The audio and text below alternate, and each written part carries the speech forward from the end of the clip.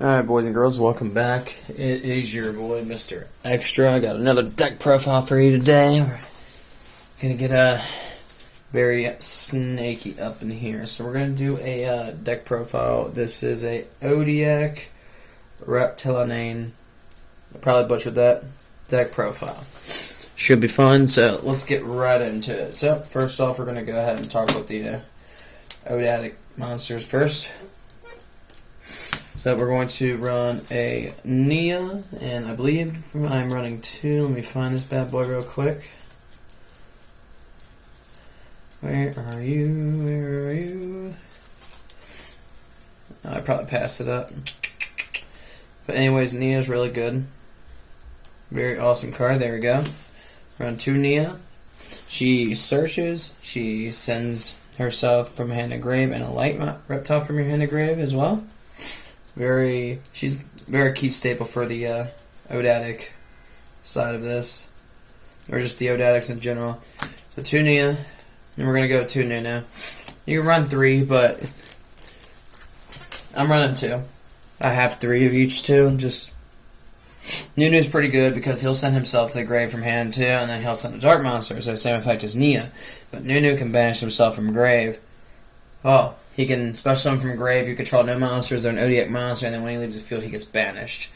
But very, very good card. And let's see, we also run a Zulha, the ogdoadic boundless. I like Zulha, and I believe I run 2 of him too. I'm not mistaken. Zulha is awesome because he can use an effect in grave, and his effect from grave is that you can take a card from your hand, send it to the grave, and put him back into your hand. If he leaves the field and it says it's sent to the graveyard, you're going to be able to search for an ogdoadic monster from your deck, add it to your hand, and then you're going to discard a card. And then your opponent's going to draw a card and discard one. So, kind of weird bluff, but I mean, save your opponent's top decking, right? And, you know, the next card's something they need, but it's not something graveyard related, you know? And you use it, and they draw it, and then they have to pitch it, and then guess what? They have a chance of pitching their own stuff. It's really good. Like, this is the standard, the main combo when it comes to like the lower monsters for this. Nia to search out the spells and traps for this deck, but you're going to be using mostly ogdoadic spells. Nunu, basically to get monsters in the graveyard. Nunu and Nia will get monsters in the graveyard for you. This deck's a graveyard-based deck. And Zulha to cycle graveyard to hand and deck to hand to grave, if that makes any sense. So we'll push those out of the way. So we're gonna keep on running. So ogdoadic of light, ogdoadic of dark, another ogdoadic of light, and I believe I'll go ahead and grab the rest of them. We got a queen as well, a king as well too. I'll explain all of these momentarily. And a overlord. Alright, so what light does is these cards, all of these monsters, they special summon themselves from a graveyard off you sacking monsters in the field for a special summon. So it's real simple. ogdoadic of light, when she does it, because dark and light give your opponent chances to do stuff, right? Like ogdoadic of dark here, when you bring him to the field, your opponent has the choice of adding a monster from their deck, well, not deck, from their graveyard back to their hand. They don't have to, and you get to take up to 2 banished reptiles and then put them back into the graveyard. So it's kind of give and take, but if you walk it out on turn 1, which with this deck you're going to be able to, like the ogdoadic side's really, really nice, and the Reptilian side just supports the ogdoadic side.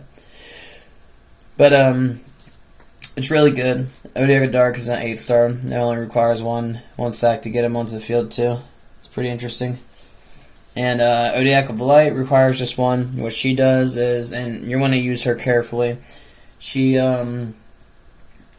when she gets special summon, your opponent can special summon a monster from their graveyard. They don't have to, but their effects are negated. And then you get to take a 4-star monster like Nia, for example. And I always usually target Nia for this because then I'll get a free search out of it too. and you would special summon level 4 reptile from your graveyard. Now, light's pretty useful in the right situation. I say right situation is like, say if you have like queen or king on the field, right? Queen is she requires 2 to be special summoned from graves, 2 sacks basically. The monster is special summoned from your opponent's graveyard. So basically, if you use Ogdoadic Light while you have Queen on the field, and you bring her out and use her effect on her special summon, and then they choose to take it, Queen's going to let you, if Queen's already on the field, and Queen's going to let you send 1 card they control the graveyard. And it's a send, it's not a target. And it says if a monster is sent from your opponent's hand or deck to the graveyard, you can special summon 1 light or dark reptile from your graveyard, except her. So, say if they go mid-combo, you can use both effects too, Queen too. Queen's pretty good. I like Queen personally. So she's very, very annoying. Some free special summons, like potential floodgate, depending on how often they want to ignore Queen. But she's also 8-star too. All these main guys, they're 8 stars. And if you think I'm not running 8-star exceeds, you got me fucked up. Anyway, so King does something a little similar. If this card's in your graveyard, there are 2 tributes to get him out from a grave. If your opponent adds a card to their hand, except during the draw phase or damage step, so searching, anything like that, any type of search that's very common and you go today, you're going to send 1 random card from the hand to the graveyard. If a monster your opponent controls is sent to the graveyard, so sent to the graveyard, and you can add a light or dark reptile monster from your deck graveyard to your hand. Pretty good. Lets you cycle your deck to your hand, or your graveyard back to your hand. And then you have the main boss boy himself, Ogdoadic Overlord. Ogdoadic Overlord is pretty good. He requires 3 tributes from grave, but with this deck, and if you're playing it right, it's going to be easy. And there's ways to get around his 3 tributes, because when he gets special summon, he has a once quick effect, and it's once per time he's on the field, so you can't consistently use it. You can send all monsters from the field to the graveyard except face-up special summon monsters from the grave. So he can send face downs. He can send just monsters in general. You just need to make sure that none of their stuff is special summon from grave, and then you can basically board wipe all their monsters. So I've covered that much. These are the main beefiness for the Ogdoadics. Really, really cool archetype. Just wait till I get in the spell and traps. It's a really cool deck. It's been around for a little bit, but I mean, why not beef up something old, you know? So we're gonna go to Reptilian. Let's see. Let me see. We have a Reptilian Recoil, and yeah, guys, I know I'm butchering the name probably. I don't care, but run 2 of her. She's actually we're gonna run 3 of her. She's actually a 4-star tuner that can special summon from hand if you have Dark Reptile on the field, and if your opponent controls any monsters with 0 attack and the Reptilian monsters, they thrive off targeting your opponent's monsters and making their attack 0 and then gaining effects. And then if your opponent controls any monster with 0 attack, you can special summon up to the equal number of Reptilian monsters from your hand. So say if they control 3 of them with 0 attack, and you have 3 Reptilian monsters in your hand and her on field, you can throw them all on the field. If that makes sense. And then if this card would be used as synchro material for a reptile monster, you can tribute it like you treat as a non-tuner. So you can take both of these tuners, use the effect of one, don't use the effect of the other, and then sync it into a reptile though. That's the only catch. So 3 of her. We have Reptilian Naomi, or Old Nami. I believe I'm running 2 of her right now. Probably should be running 3. Definitely can make room for a 3rd one, but we're going to run it with the 2. So, what she does during the main phase, if a reptile monster is in your graveyard, you can quick effect send it from hand to grave, then target one face or monster your opponent controls, changes attack to 0. She's the one who changes the attack to 0. And if your opponent controls a monster with 0 attack, you can special summon this card from the graveyard. You can only use... You'd have to do it the following turn. So that's the only downside, because if you could do it all in one exchange, you can go +2 in my opinion, or whatever they would consider it. You would take their attack, drop it to 0, throw it in the grave, use its effect, and put it back on the field. straight away. So you'd get a special summon and you drop something to 0, all within like the same chain, but it specifies that, or at least I'm pretty sure you have to wait until next turn to bring it back from grave.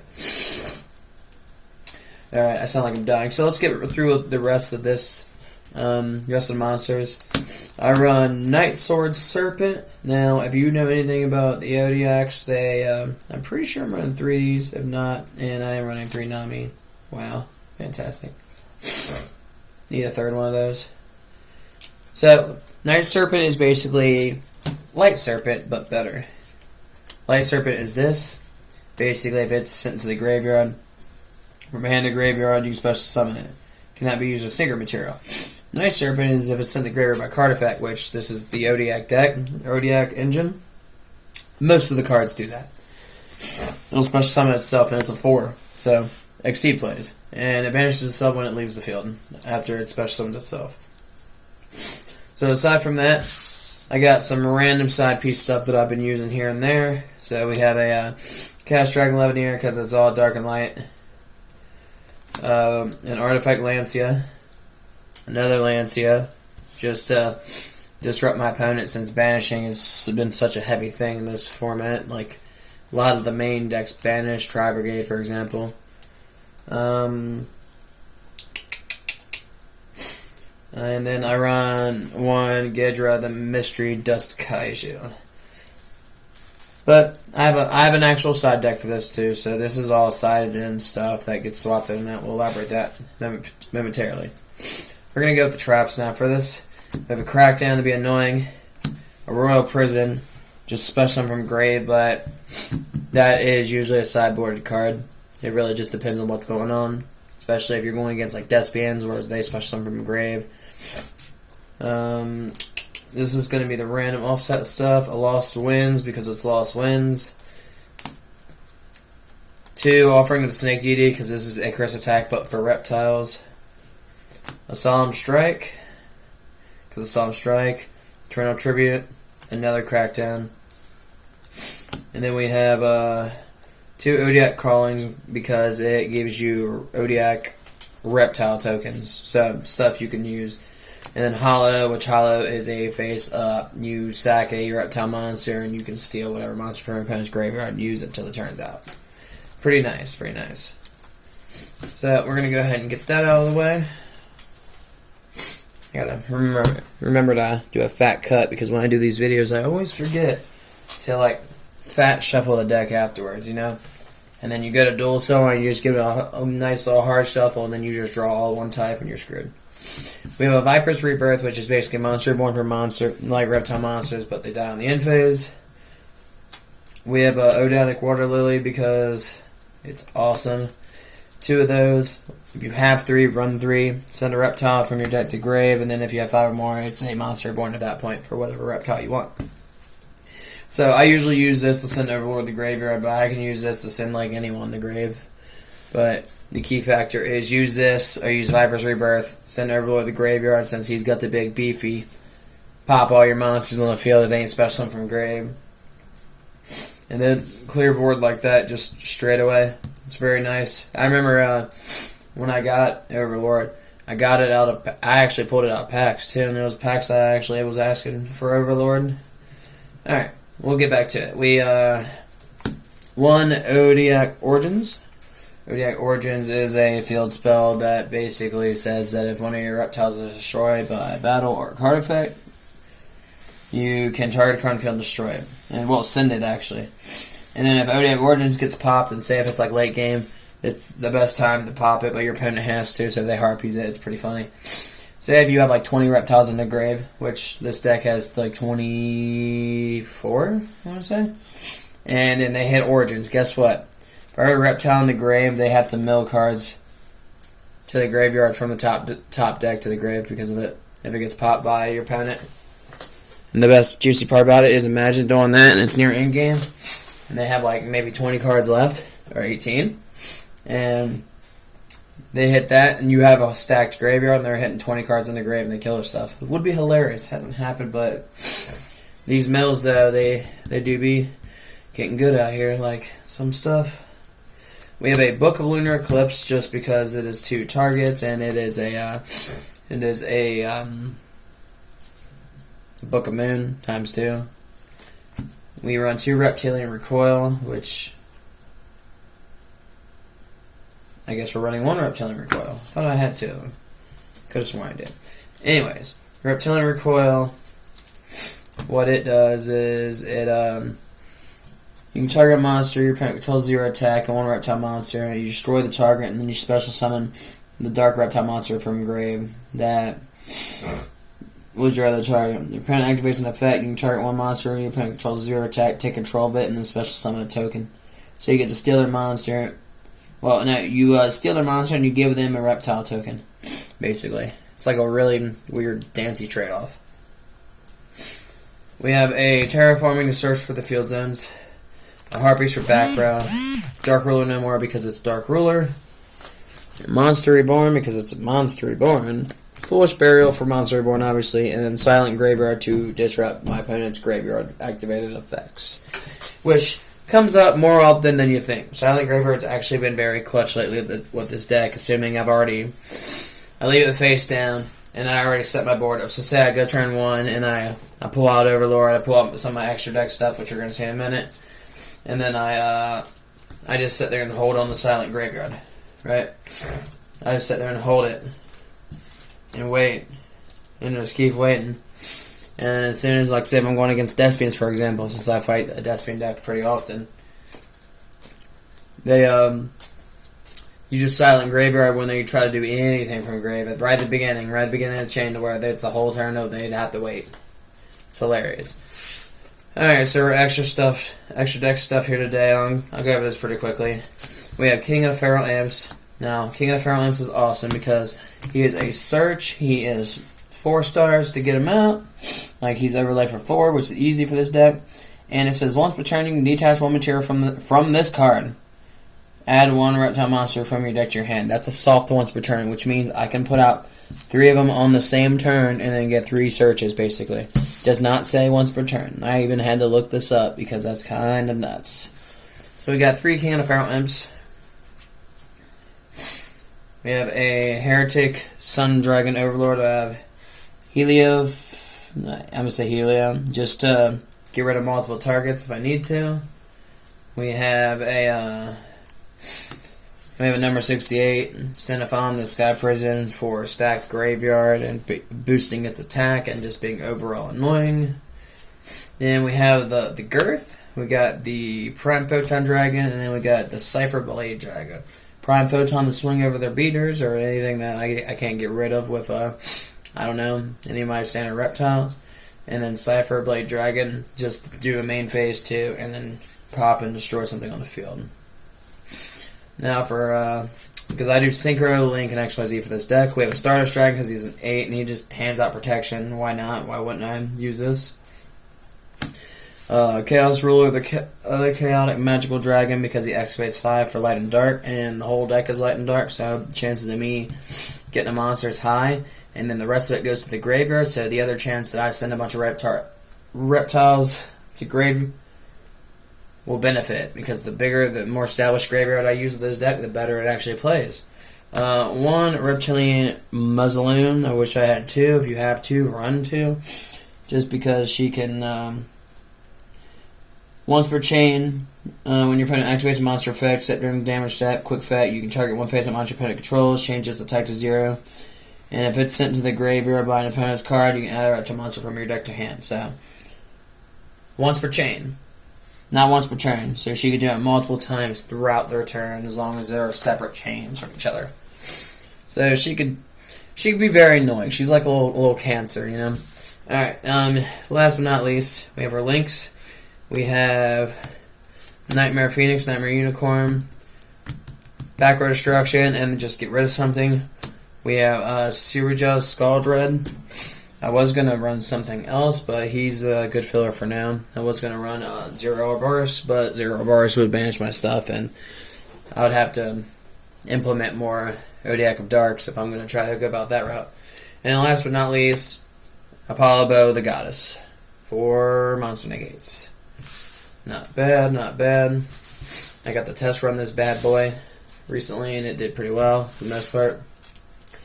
Alright, last but not least, extra deck, side deck. We have a light serpent at the side end just because I can use it along with my the other 4-star serpent, but he's just hanging out. We have a lightning vortex for destruction, 2 solemn warnings for disruption, twin twisters for destruction, another twin twister for backward destruction, allure darkness for draw power, drowning mirror force because it's fucking drowning mirror force, another kaiju, and then a DD crow. And that is what we are working with. That is all I got for you. If you have any questions, you can like, comment, and subscribe down below. I do enjoy this deck. I basically got to sprinkle some spice onto an old deck that was really, really well. And I hope you enjoyed the video as much as I did. Thank you.